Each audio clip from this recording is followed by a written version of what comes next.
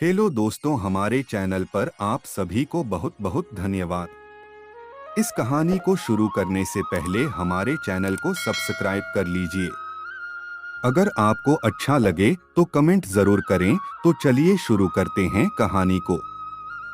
गुरु नानक के जीवन का महत्व ये नहीं कि उन्होंने एक नया धर्म शुरू किया था, जैसा कि बहुत से लोगों को लगता है कि उन्होंने किया था। गुरु नानक किसी भी शास्त्र को नहीं जानते थे, वे बस जीवन को जानते थे।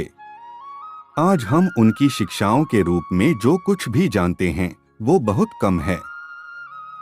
मैं कहूँगा कि उनके शब्दों का 2 से 5% भी आज हमारे पास नहीं है, पर हम कल्पना कर सकते हैं कि उन्होंने क्या कहा होगा, क्योंकि भीतरी अनुभव को शब्दों में ढालने वाले सभी लोग एक ही बात बोलते हैं।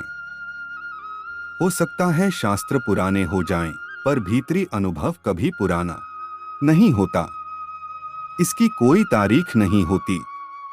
वक्त और तारीख भौतिक जगत के संदर्भ में होती हैं। भीतरी तत्व न तो इस समय से जुड़ा है, न ही किसी और समय से। गुरु नानक से जुड़ी एक कथा। गुरु नानक बेहद दयालु और हिम्मती थे। एक बार वह एक गांव से दूसरे गांव की पैदल यात्रा कर रहे थे और लोगों को उपदेश देते जा रहे थे। वह हमेशा मुस्कुराते रहने वाले और सीधे सादे संतों की तरह नहीं थे। वो अच्छी तरह जानते थे कि कब सख्त होना है और कब शांत। एक बार एक बेहद रईस इंसान के यहाँ वह मेहमान बनकर पहुंचे।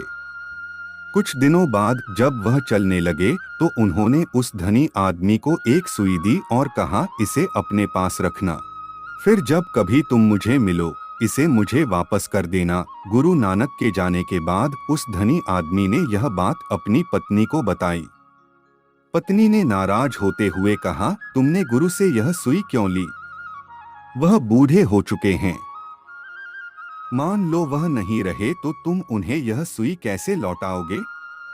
उनके जैसे शख्स की सेवा करना ठीक है, लेकिन उनसे कुछ भी लेना गलत बात है।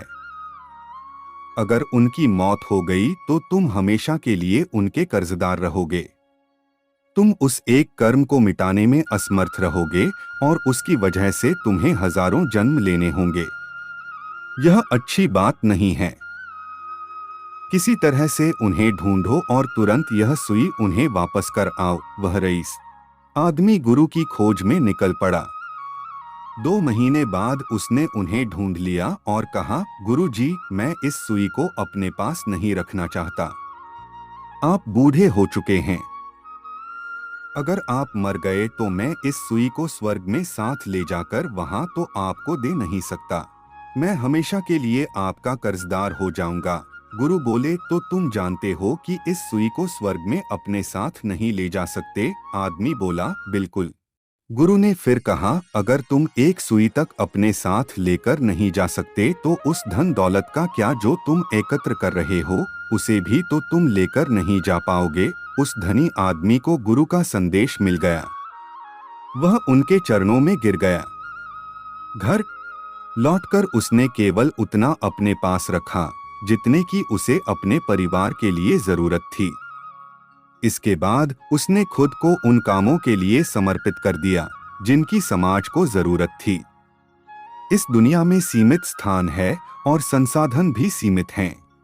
अलावा अपनी क्षमताओं का इस्तेमाल वह दूसरों की भलाई करने में करे।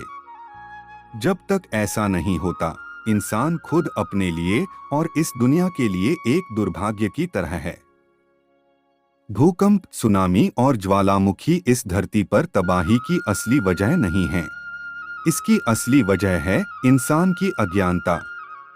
अज्ञानता ही एकमात्र विपदा है और इसका एक ही हल है और वह है ज्ञान।